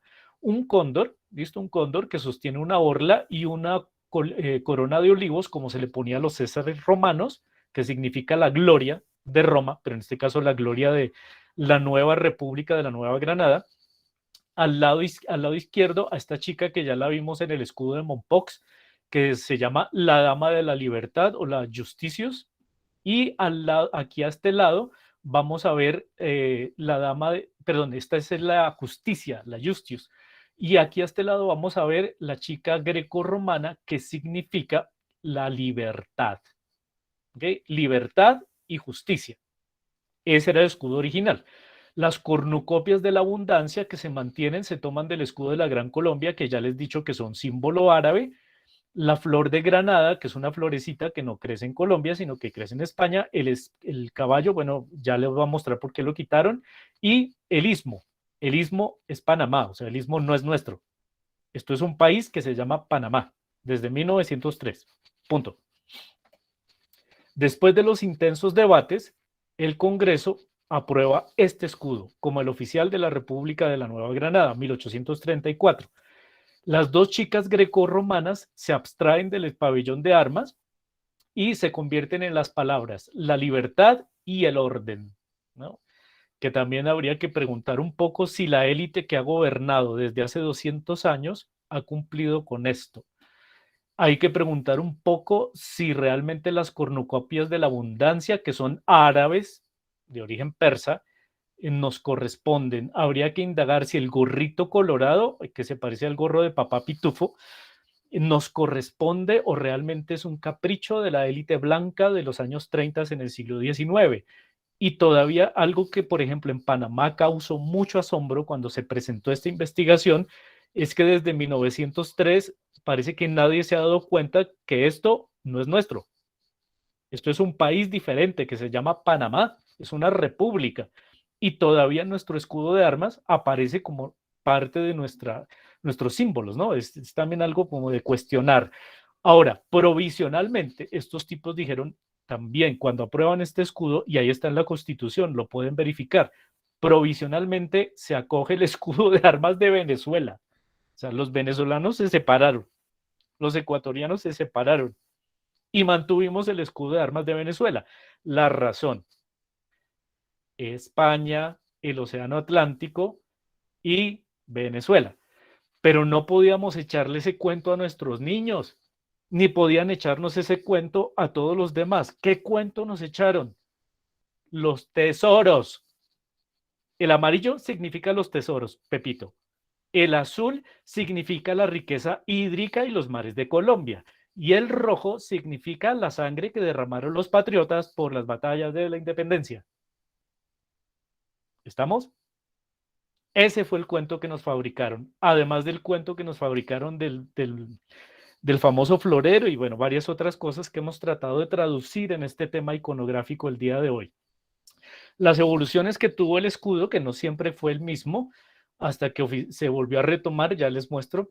La primera evolución fue en 1848 y en 1854 se pone como oficial durante la supuesta dictadura del general Melo, que fue fallida, duró apenas unos meses, 6 meses, y el escudo se vuelve a reponer a esto en 1861, con los 2 cañones que significan las guerras que se ganan para que nos convirtiéramos en una república federada. O sea, entra el federalismo a pleno. Y luego en 1863, tras la Constitución de Río Negro, ya nos llamamos las Estados Unidos de Colombia, y este fue el escudo. Entonces, están las 9 estrellas de los 9 estados, se crean 2 estados nuevos, uno fue el del Tolima, otro fue el de Panamá, se crean como estados, se agrega todo lo que antes eran provincias, se convierten en estados, y nos convertimos en los Estados Unidos de Colombia. Económicamente fue un momento próspero para la economía liberal de ese momento, para las ideas liberales y progresistas. Los artesanos parece ser que apoyaron bastante estas ideas, pero los conservadores como que no estuvieron muy al margen de esto en términos políticos. Hasta que en 1886 los conservadores, como su nombre lo indica, conservaron la tradición, y en la Constitución de la República de Colombia del 86, que estuvo vigente hasta 1991, se acoge el escudo de armas oficial de 1834. Además, con el pabellón de armas provisionalmente de la República de Venezuela. Bueno, este escudo de armas en 1989 hubo un concurso para gente de diseño gráfico, de artes, en todo Colombia. En el 89 un concurso para rediseñar el escudo de Colombia, ¿no? Porque pues, vino toda esta moda historiográfica de vamos a preguntar, a replantearnos que, bueno, oiga, todos estos símbolos no corresponden, o sea, esto no tiene nada que ver con nosotros. Y los pobres cóndores, que son los animalitos de arriba, encima ya los extinguimos, o sea, nada de esto es nuestro.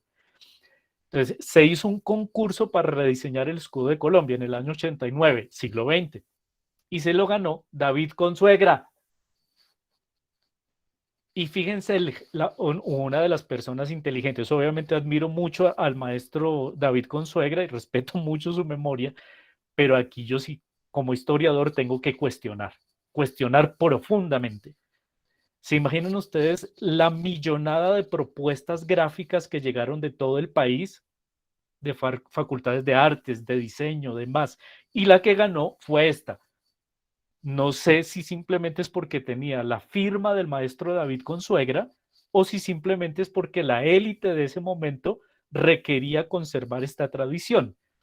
¿Cuál fue la única modificación que le hizo David Consuegra al escudo? En ese momento el señor lo puso en Photoshop, en ese año creo que estaba Photoshop apenas en la versión 3, y lo que hizo fue agregarle un fondo acá en degradado gris, el azul del escudo de arriba, en vez del azul plano, pues lo puso con gradación, y abajo hizo algo similar con el istmo, ¿no? El pabellón de armas de la República de Venezuela, pues simplemente pues también se le puso como un par de adornos en Photoshop para generar la ilusión de movimientos, ¿no?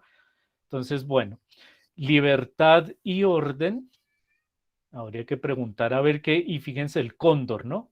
¿Cuántos cóndores realmente hay en Colombia? Hasta aquí por hoy esta postura, que espero haya sido de su agrado, y obviamente ahora sí vamos a pasar al momento del foro, las preguntas o lo que ustedes quieran. Gracias, Jairo. De verdad ha sido una charla que nos ha abierto la mente un montón, a mí, y yo sé que muchos de los que están acá también. Hay una pregunta, Juan Fernando Zuluaga Ramírez pregunta, profe, ¿mataban solo a los militares españoles o también al pueblo español? Muy buena pregunta, muy buena pregunta. A ver, es que hay que explicar esto, ¿cierto? La élite que estaba mandando, todos eran españoles, ¿sí? Sino que unos simplemente era que habían nacido aquí, en provincias americanas, pero eran españoles. El papá y la mamá habían nacido en España, en la península, o sea, en Europa, pero por haber nacido aquí, antes de la independencia se presentaban como españoles, y después de la independencia, según el mismo Alfonso Múnera, se presentan como legítimos americanos, ¿ya? Pero eran lo mismo.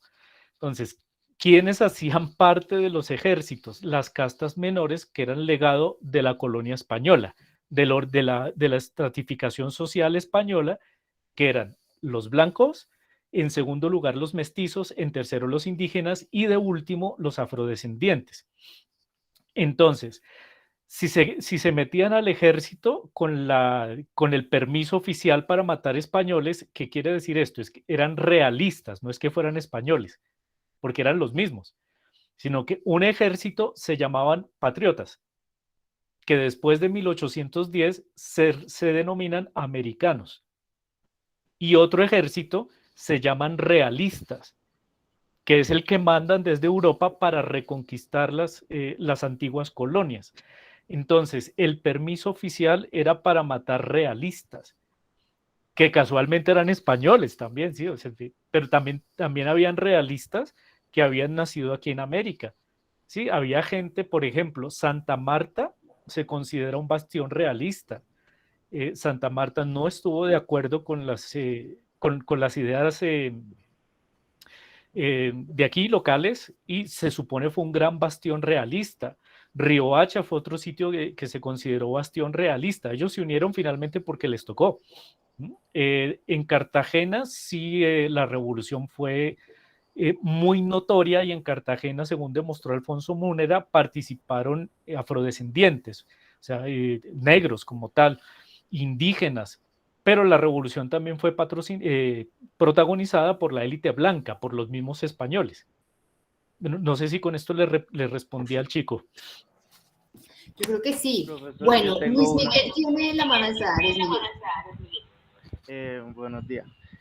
Profesor, mi pregunta sería, antes de la desintegración de la Gran Colombia, los gobiernos de Venezuela y lo que sería hoy el actual Ecuador tenían un roce con el virreinato de la Nueva Granada. Esto debido a que, bueno, el sistema de gobierno en aquel entonces era centralista y eso les quitaba autonomía tanto a Venezuela como a Quito y Guayaquil, recordemos.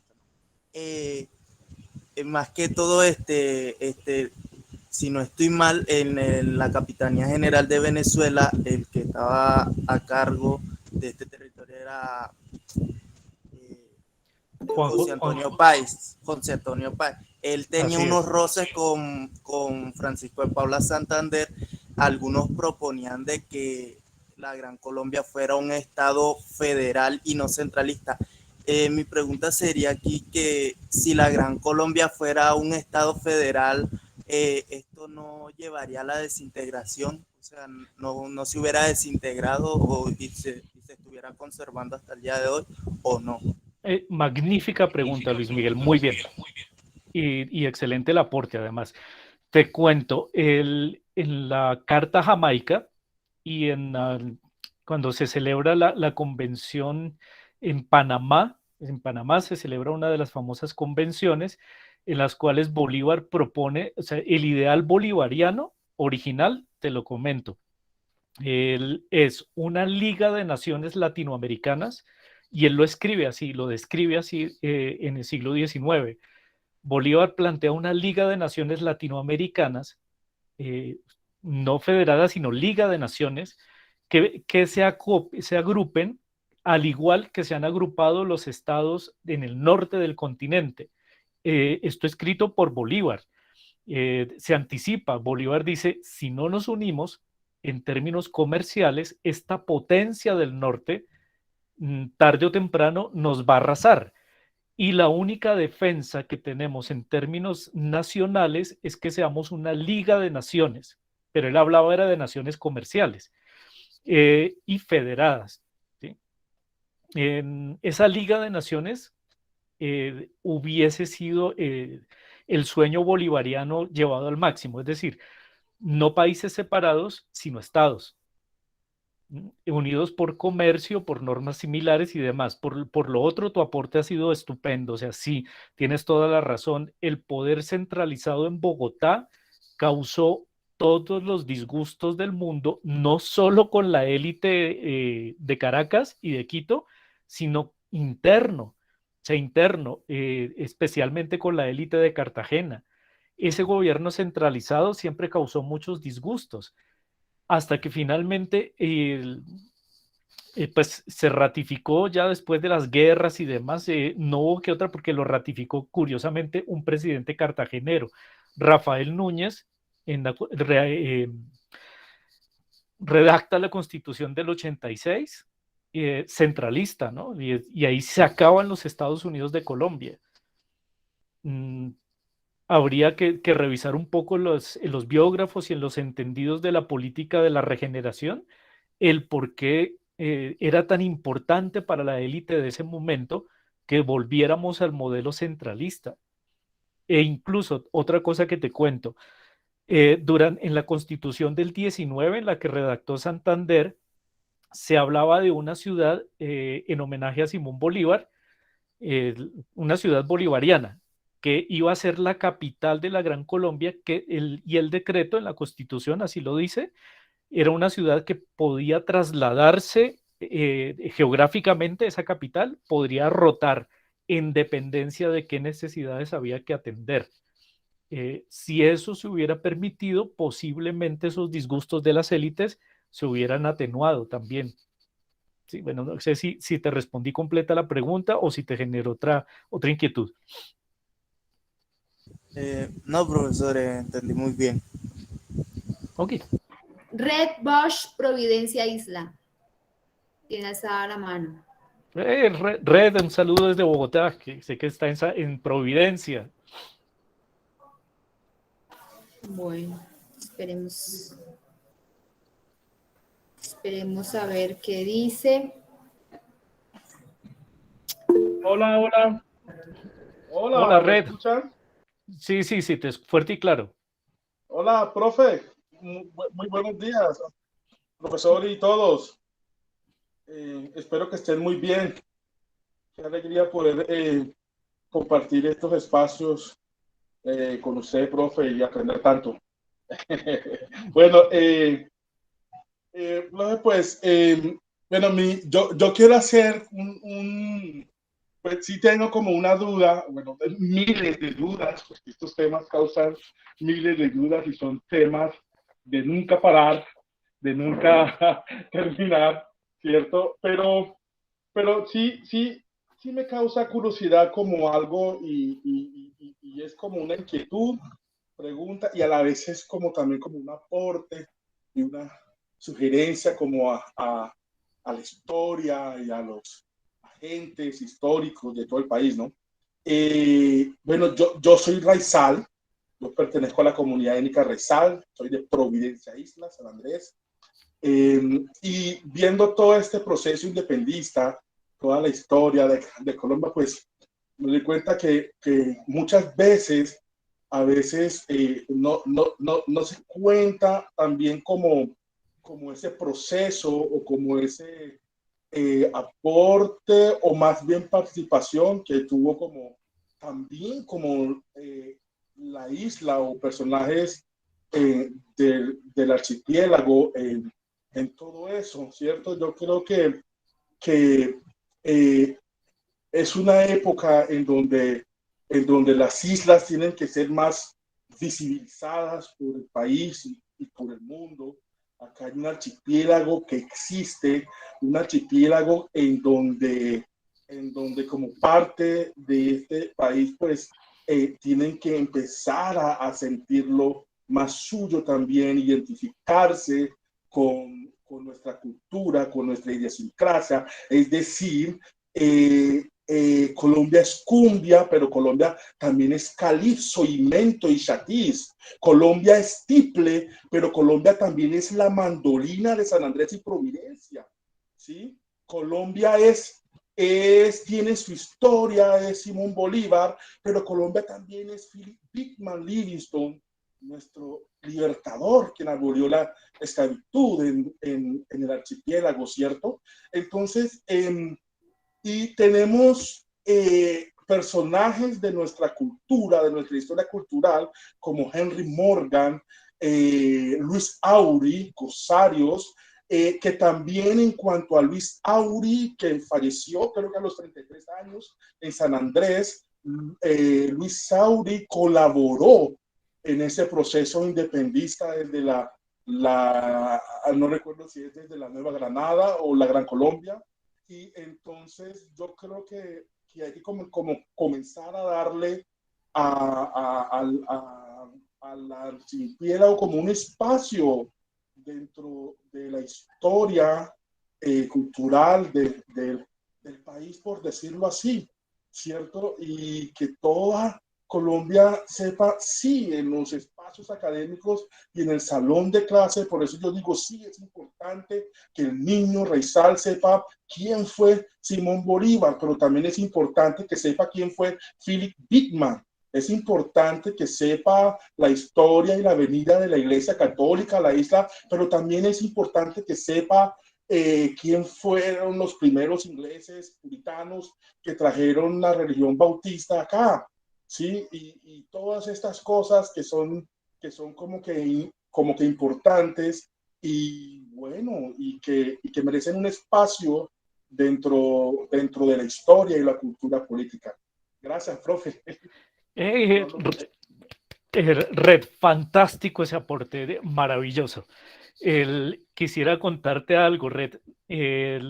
Cuando se disuelve la Gran Colombia y después, antes de que se firmara la Constitución de Río Negro, la Cancillería colombiana firmó a ver, cambió los islotes para que lo sepas, ¿no? O sea, eso debes saberlo.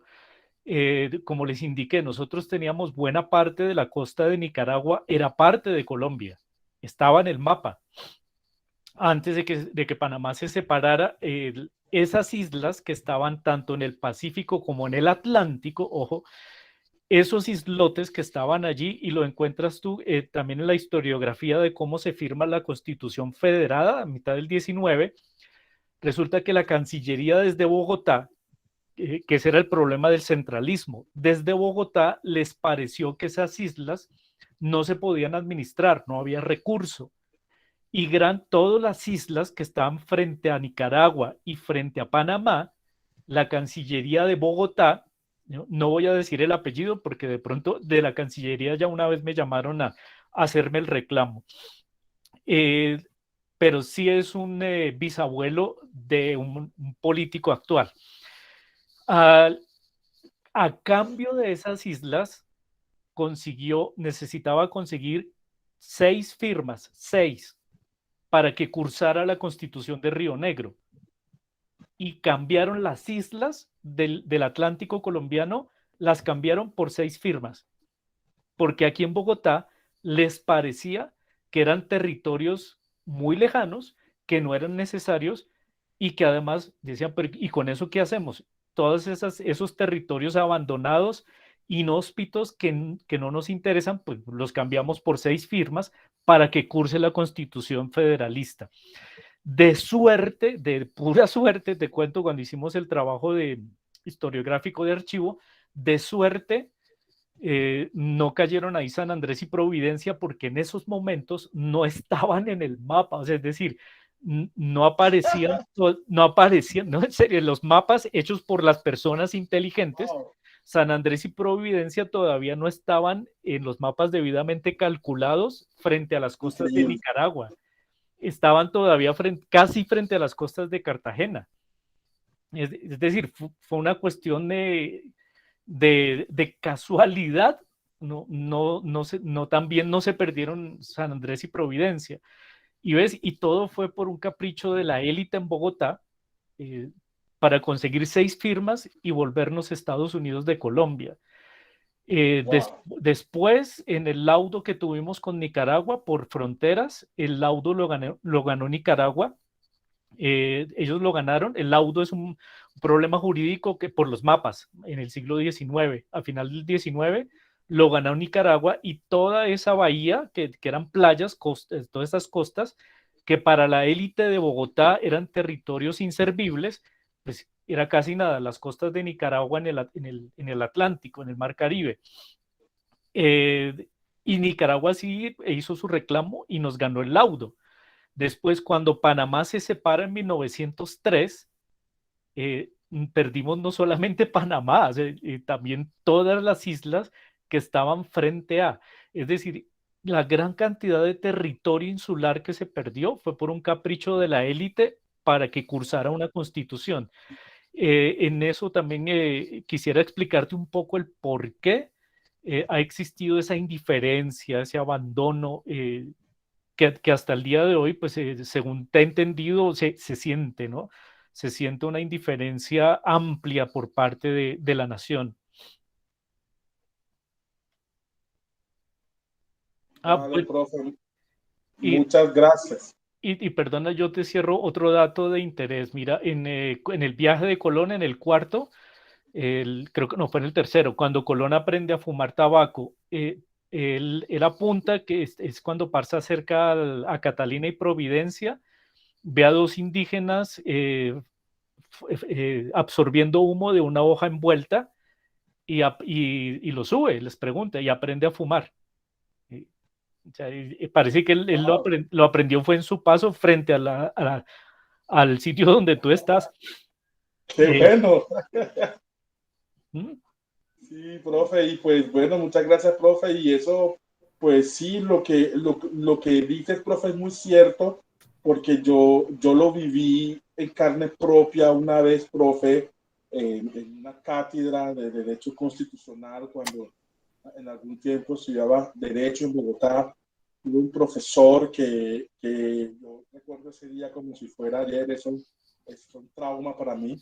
Tuve un profesor que trabajaba en presidencia y una vez, pues en una clase, yo en una exposición, cogió y pues así fuertemente me dijo que él sinceramente no veía qué le veía el gobierno nacional a estas tres islas, que además tienen un nombre tan largo y que no se pueden aprender. Departamento, archipiélago de San Andrés, Providencia, Santa Catarina, que no le ponen un solo nombre, y que estas islas solo representaban un gasto público para la nación y que además que lo único Colombia, que lo único que San Andrés y Providencia y Santa Catarina tenían era coco y turismo, ¿sí? Y yo decía, wow. Entonces ese día yo me acuerdo que yo me fui para la casa, vuelto nada, casi que llorando, y yo creo que eso fue una de las causas por las cuales abandoné el derecho. Y no sé, profe, eso me dijo sentir muy. Yo decía, pero y entonces, ¿por qué entonces, si es así, pues por qué no las dejan entonces? ¿Por qué no las dejan libres entonces? Si hay desde hace tiempo un movimiento independentista, ¿y por qué no las dejan libres? Que de hecho, este espacio sirve para aclarar también de que el hecho de que un territorio, una región quiera una independencia, no hay que por qué verlo como enemigo, o no hay que por qué traer una enemistad política o administrativa, por decirlo así, porque los pueblos, naciones han querido su independencia. Yo creo que la colonización es uno de los cánceres de esta humanidad que ha destruido y desaparecido grandes culturas, inclusive como la maya. Entonces ya el raizal es minoría étnica en su propio territorio, menos en San Andrés. Ya el raizal es minoría étnica en su propio territorio. Entonces, así como Colombia, Estados Unidos, todos quisieron su independencia para, sí, desarrollarse como país autónomo, etcétera, pues todos quieren ese mismo derecho, y eso no tiene por qué ser causante como de enemistad o de crear, sí, como lazos de resentimiento y cosas así, por decirlo así, y que de otras formas yo creo que estas islas sí le aportan al país mucho más que turismo y coco. Yo creo que le aportan, tienen más geografía. El país, gracias a estas islas, tiene más límites internacionales, gracias a nosotros. Y de hecho, pues han sido bastante también, profe, y compañeros, como el atropello por parte de muchas cosas. Asimismo, perdimos gran porción de nuestra mar, donde se extraía todo el pescado, lo perdimos, gracias a la Haya y gracias a, bueno, negocios debajo de cuerda allí, debajo de mesas.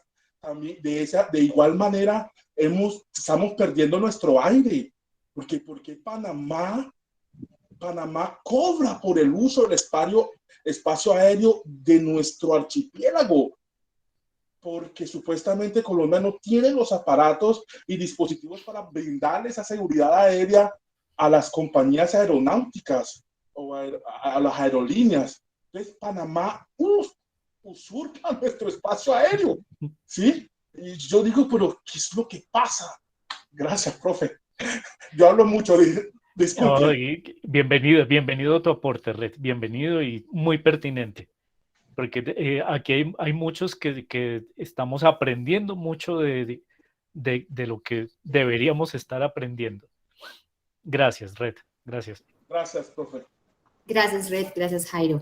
Bueno, ya para cerrar con broche de oro también, bueno, hay una observación de un comentario de Claudia Patricia Delgado. Tampoco existe originalidad en las construcciones, ya que el patrimonio es español y en la República se realizaron construcciones inglesas y francesas en las construcciones institucionales, especialmente en la Plaza de Bolívar de Bogotá y en otras partes del país. Robert Jaimes, profesor, el 9 de marzo de 2006, Venezuela realizó una serie de modificaciones a su escudo, las cuales fueron apoyadas por su pueblo. Mi pregunta, ¿qué tan probable y qué tan complicado es el que se realicen modificaciones a nuestro escudo, los cuales muestren una identidad colombiana? Bueno, ese ya te lo conté, en el año 89 hicieron un concurso para modificarlo y lo dejaron igual. Entonces sí hay gente ¿no? que ha impulsado mucho la idea de hacerle reformas a estos símbolos, pero pues por alguna razón ello no ha sido bandera de ningún programa de gobierno, porque hay otras prioridades, ¿no? Se entiende que los gobiernos se han cimentado sobre otros programas y banderas políticas. Bueno, pues ya podemos ir cerrando. Muchas gracias, Jairo, de nuevo por esta charla tan interesante, llena de historia, de cultura. Sé que más de uno aprendió un montón, aprendimos cosas nuevas, la historia que hay detrás de cada escudo, estos simbolismos que llevan consigo una carga ideológica, geográfica, política, entender la historia detrás de cada uno de ellos, incluso entender la historia del florero de Llorente, ya con otra versión, incluso no sé si será la verdad de tantas historias, pero nos abre un poco el campo y el espectro de lo que podría ser verdad o no. Muchas gracias por estar aquí, Jairo, a todos ustedes por asistir. El día de hoy, sábado, aprendimos muchísimo. Espero que todos tengan un lindo sábado. Si tienen preguntas, pueden hacerla también ya a través de los correos electrónicos o de las redes, ya que estamos transmitiendo también a través de nuestras redes de Uniciencia. Muchas gracias a todos de nuevo y nos vemos pronto. Gracias, decana, por su invitación y un fuerte abrazo. Gracias, Jairo. Gracias a todos.